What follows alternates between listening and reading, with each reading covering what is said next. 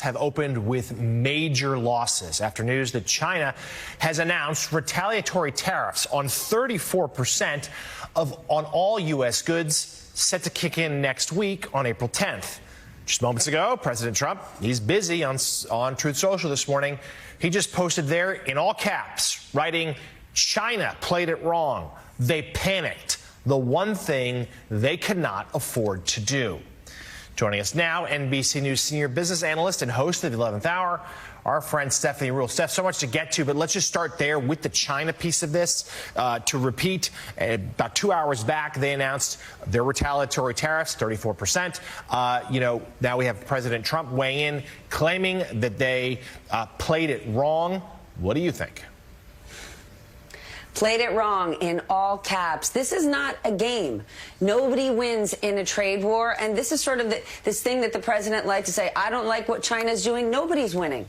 And the president's lack of understanding with how trade works. What have we seen in the last 2 months? We've seen our allies like South Korea and Japan start to move closer to China in trading agreements and the United States further away. What's stunning to me, in the last 48 hours, I have reached out to so many people in the Trump universe, business people who have supported President Trump.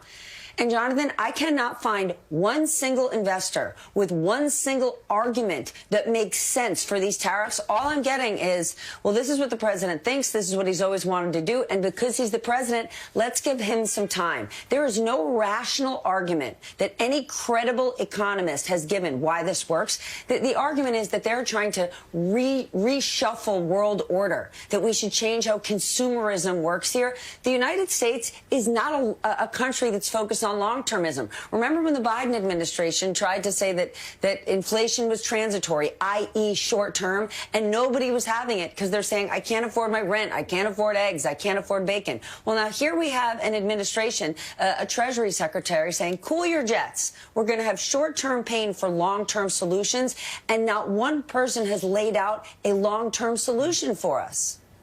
Boy, it's so important that you bring up the fact that the Biden administration was late on figuring out just how dangerous inflation would be to working Americans. And again, said it was transitory. It ended up not being transitory.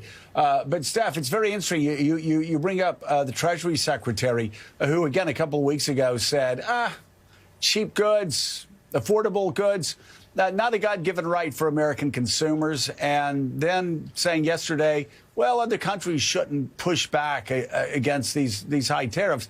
They're just going to do that. And we showed some clips of Scott Bessent. He looked very uncomfortable, and I suspect it's because neither he nor many of the people who are advising the president, and certainly not those on Wall Street supporting him, actually agree with the president on tariffs. I mean, Donald Trump stands almost completely alone in believing that he can reorder 45 years of globalism. Bingo, Joe. My sources say that Scott Bessent is kind of the odd man out here. And in the inner circle that Trump has, he's not even close to Scott Bessent or listening to him. Some have said to me he's looking for an exit door to try to get himself to the Fed, because in the last few days, he's really hurting his own credibility and history in the markets. Those who have said this man actually understands how the markets work, and what's happening right now is only going to hurt markets. And even for Scott Bessent to say a few weeks ago, getting cheap goods fast is not part of the American dream. No, it's not part of the American dream, but it's part of the way Americans live, especially people who are economically vulnerable. They don't have the option to say, nope, I like higher things that cost more. They need low-cost things because they don't make that much money. Let's bring in right now Democratic Senator Tim Kaine of Virginia. He's a member of the Armed Services and Foreign Relations Committee. And, Senator, you were, of course, a sponsor of a bill that actually passed the Senate with the help of 4 Republicans to kind of... All right, the breaking news this morning, what you're looking at, a live look at U.S. stock futures, which are down fairly sharply today. This is on the news that China is going to impose 34% tariffs on U.S. goods. Retaliation right there. That is a trade war. This would be a very bad day on the markets following the worst day yesterday in 5 years, which follows, honestly, several weeks of really bad market days. With us now is CNN chief data analyst Harry Enton. So this plunge that we've seen in the market since Donald Trump took office, in terms of presidential plunges, where does this rank? Where does this rank? I mean, Donald Trump is like Thornton Mellon. I mean, S&P 500 drops of 5% or more at this point in a presidency. There are only two of them, right? There's Donald Trump, a 10% drop since he took office. The only one that matches it or exceeds it was George W. Bush back in 2001, a drop of 18%. This is it. This is the whole kit and caboodle since the S&P 500 was created as an index back in 1957. When you're one of two and we're talking about drops in the stock market, All right. Well, what makes this presidential plunge different than all other presidential plunges, except for the fact that we reclined at this plunge? Exactly right. We're right on the eve of Passover, so why not go with that? Again, we're going to look at these drops of 5% plus.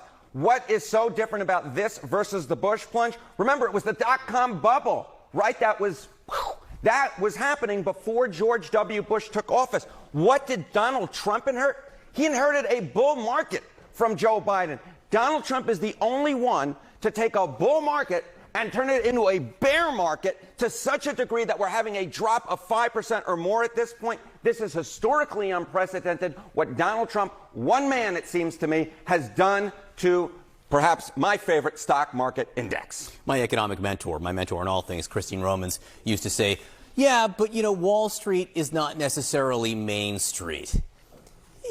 How has that sort of changed? I mean, that has changed tremendously over the past few decades. I mean, what are we talking about? Americans who own stock. You go back to 1974, it was just 23%, either directly or indirectly. You look at where it is now. Now the clear majority of Americans own stock in one way or another, right? Their 401ks, their Roth IRAs, etc. And so what we're talking about now is something that is hitting the clear majority of Americans. What happens on Wall Street doesn't stay on Wall Street. It does, in fact, go and affect Main Street. And what's affecting Main Street right now is a record plunge for a president, given that he inherited a bull market and he turned it into a bear. So what we are seeing one way or the other right now is a little bit of history. Harriet, and great to have you explain it all. Thank you, my friend. Speaking of Main Street, is fury. We are not interested in hearing that you are in the minority. We know that. We want you to show some of the backbone and strategic brilliance that Mitch McConnell would have in the minority. Group chat is back. Jackie, we've talked a lot about this analogy, Tea Party to now. Obviously, Democrats have talked about how much they believe is at stake, especially with the actions that the administration is taking around immigration. What are you going to be listening for in A, these protests, B, how Democrats respond to them? I'm not listening to Democrats as much as I'm watching the voters that voted for Trump because of the economy. We talk to them all the time during the last election, those who were saying, it's not my favorite, but I'm voting for him because of inflation and because my grocery bill is too high. Yes, Democratic enthusiasm obviously is a huge deal. We saw that in Wisconsin, but I think those voters who are on the margins are going to be the ones that really tip the scales as we go forward. I mean, it's a long time before. Yeah, but I guess the question is, can the scales be tipped if you're looking on the news that there's protests, if you're hearing your neighbor complain about it, Rob? Yeah, I mean, I remember that moment, and I know Jim does as well, in 2009 and 2010, when there was a lot of enthusiasm and anger on the right, particularly with the Tea Party protests. And so I think that it would be wise for Republicans to look at the election results, not only in Wisconsin, but those two races in Florida that you talked about earlier, Audie, because the margins were much smaller. I mean, 14 points is still a big margin. At the same time, I think it's important to look at those lessons. You have the Virginia gubernatorial election this year, which will be another bellwether, and then you have some other special elections in the House that are going to come up as well. Yeah, but people hit the streets when they don't feel heard in elections, right? I want to play some sound from you in context of this conversation around the Democratic Party kind of searching for a leader. Fear has a way of being contagious. Yeah. Okay. When one person has fear, it has a way of spreading to those around them and spreading. And we are witnessing that, no doubt. But I say this also, my dear friends, courage is also contagious. Okay, Kamala Harris, we finally see her. And she is referring to something that is real, as I've reported on college campuses, for example, that people are afraid of sticking their neck out, going public because of the potential backlash to that activity. Jim, can you talk about this message in the context of, people speaking out? Well, it goes back to what you were just saying. I think you're exactly right about these swing voters. And swing voters don't want to hear Democrats talk about anger and fear and all these things. They want us to have an economic message that makes their lives better. And Democrats have still yet to settle behind that. Part of it's not having a leader, but part of it's like understanding the moment we're in. It's not just enough to win elections because people start hating Elon Musk and Donald Trump. You actually have to have a different vision. And I think that's the challenge Democrats have right now. And that's the work we have to do. And it's not just enough to talk about fear. Your old boss went a little further than this. He was speaking at Hamilton College. He had this to say about the moment that Democrats are in.